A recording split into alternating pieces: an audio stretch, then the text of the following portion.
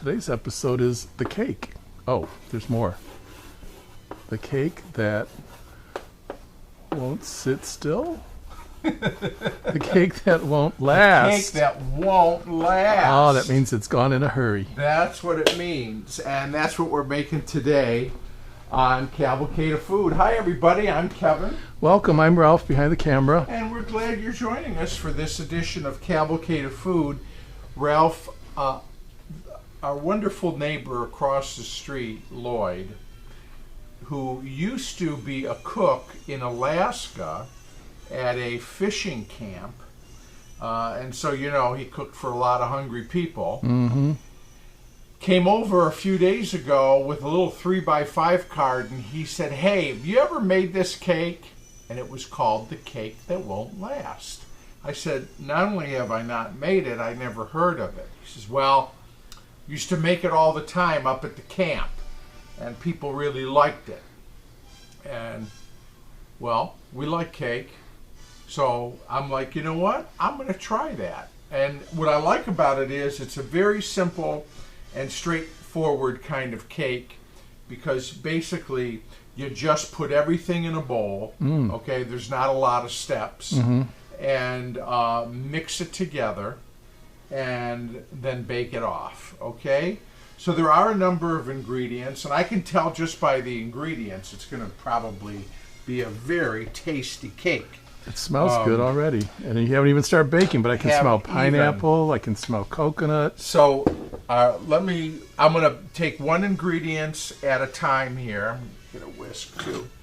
And we're going to put things in this. So you need a big bowl. Big bowl, Let's start with that. Got it. Okay? So you've got 3 cups here of flour. 3 cups of flour. In the bowl. 3 cups of granulated sugar. Granulated sugar. In the bowl. A teaspoon of salt and a teaspoon of baking soda. Okay? In they go. In they go. Now what I want to do is I just want to whisk those dries together. Okay? Okay, we'll allow it. Yeah, it's a good way to get everything started. So, and it's easy to remember. 3 cups flour, 3 cups sugar. Yep. And by the way, I always try to put the recipe in the information section there below the video, so the recipe is there. Good. If you don't want to worry about following along here. So then we've got, Ralph, 2 cups of coconut. Can't go wrong with coconut. No. Love coconut. Okay? So shredded coconut. And then I've got a cup of chopped nuts. Now, I asked Lloyd about this, and he says, well, I always used walnuts. Okay. You could use pecans, too, if you had them, but we had a walnut, so a cup of chopped walnuts. Now we'll put in some of our wet ingredients here. I've got a cup of crushed pineapple, all right, that I've drained. Got it. So maybe we can put that. I thought it'd be fun to save that pineapple juice. Oh, yeah. You know, Ralph will come up with a good way to use that in a little fun drink. Yeah, there's a cocktail calling its name. Okay, what's next? 3 eggs beaten. Okay. So we're going to put the 3 eggs in there. 3 beaten eggs. It's always good to have a spatula handy for those wet things that don't want to just all come out. And then we have a cup and a half of vegetable oil. Cup and a half of vegetable oil. Got it. Okay. Then we have 2 mashed up bananas. Wow. Okay. And you know, not only when you add bananas like this to this kind of a cake, of course it adds flavor, but you know, Ralph, it also adds potassium. Yeah, I guess it would, but it really adds moisture to a cake. Okay. And then last but not least, we're going to put in a teaspoon of vanilla. All right. Mexican vanilla. This happens to be Mexican vanilla. That's the best. My boss was down in, I forget where he was. Cozumel? Not Cozumel. Acapulco? No, what's the other kind? Puerto Vallarta? Yeah, and anyways, brought me back because he knows I love to bake some vanilla. Now, Okay. everything's in the bowl. Mm-hmm. Lloyd says just hold 2 minutes. Oh. Let it sit there. So you know what? We're going to hold 2 minutes and come on back. All right, Ralph, we've let this sit for a couple of minutes. Now, when you say sit, you mean not even mix it, just let it sit. Just let it sit. According to Mr. Lloyd, okay? So, you know, sometimes I'll let a batter sit for a minute after I mix it. But He said for his sure recipe was to let it sit before. So we did. But it is a nice, you don't even need an electric mixer here. You can just mix it with a large spoon or a spatula. But you do want, because you've got your flour and sugar in there, you want to make sure that all the dry ingredients are moistened. So you don't want to see any dry spots of flour or sugar like that in the mix. So you want to just continue mixing here until everything is combined. So we're just going to do that. Wet. Now over here, Ralph, I have got a 10-inch bundt pan, and I've sprayed it with baking spray rather, which has the flour in it. So if you didn't have that, you just want to grease and flour your bundt pan. And that's the other thing. It's a bundt cake, which is a nice cake to make when you are serving a crowd because it's easy to cut. Right. So I'm almost there. Yeah, bundt cakes are fun shapes, and then they're fun to cut and have with a nice glass of milk or a coffee. And the other thing that's nice, unlike a layer cake or a sheet cake, you don't have to worry so much about frosting. So with the bundt cake, and like with this cake, there are two options. We can just do a very simple dusting of powdered sugar on the top, or you can make a very simple glaze with powdered sugar and milk. Bundt cakes tend to be really moist too, and this looks like it's definitely going to be a moist one. So, you know, you've got the pineapple, you've got the bananas, you've got some oil in here, all of those things. Okay, I think we're good and mixed. So, I've got the oven preheated to 350 degrees. I think Kevin says we're all mixed up. So we're ready to pour it in the bundt pan. Now this is, I'm going to try to do it this way so our friends can see. Food friends can see what I'm doing here. Without dropping. Lloyd says to bake this at 350 for 1 hour and 15 minutes.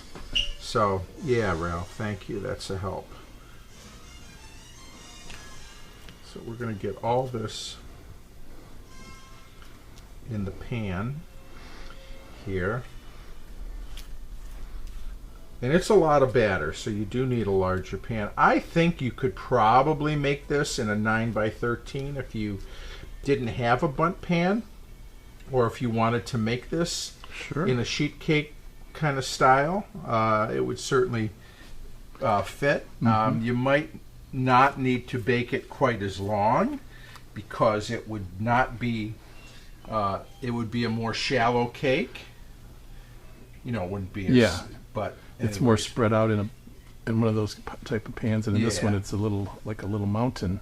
So I'm going to keep, we want all of this batter. All of that good stuff. And then I'm going to get it in the oven and set the timer for 1 hour and 15 minutes. We're making the cake that won't last. The timer has been off. It's been about 1 hour and 5 minutes, 10 minutes. Did you do the toothpick test? I did the toothpick test already. And there it is. Now, something important. We're going to, again, when it springs back, that's a telltale sign. If you don't have a toothpick. We're going to let this just rest for 10 minutes. Okay? I'm smelling it now. In the pan. And then I'm going to turn it out and take it out of the pan and put it on the cooling rack.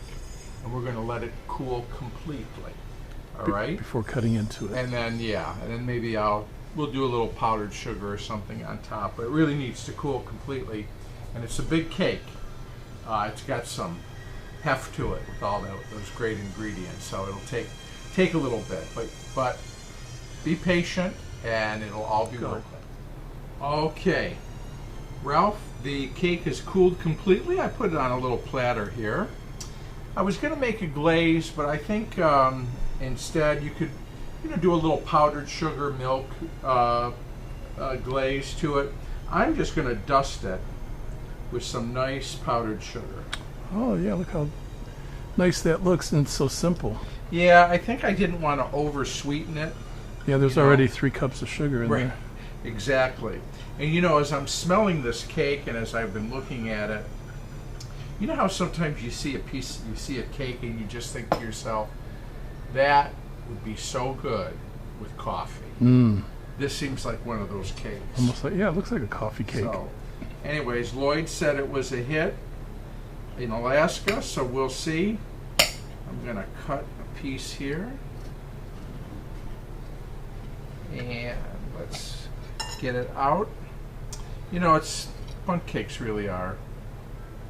Bundt cakes are fun cakes. They are. Oh, look at how juicy. Look at that. Isn't that nice? Beautiful. And let me give it a little taste. You get the pineapple. I see the banana in there. It's still warm. It's like a tropical heaven. The got banana. outside of the cake has a little bit of a crust. It's very delicate though, but the inside, coconut, banana, pineapple. What's not to love? moist like you wouldn't believe. Yeah, I could tell as soon as you cut it. And I'm getting the banana, the pineapple, the walnut, basically. A little bit of everything. You want yours now or later? I'll have my bite later. Thank you. I'm going to take one more bite. This is so good. This is called the cake that won't last. And you know what? You see why? You ain't lying. It won't last. Great cake for after dinner with coffee. Tall glass of stands on milk. its own. Really wonderful. Thank you, Lloyd, for being a great neighbor and for passing along a wonderful recipe. And we thank our friends watching and their loved ones that hope they're all well. Absolutely. We hope you're all safe and well and strong and hanging in there. And you know what? We are just grateful that you chose to spend some time with us. So you know what? You take care, and we'll see you again real soon right here on Cavalcade of Food. Bye. Bye, everyone. See you next time.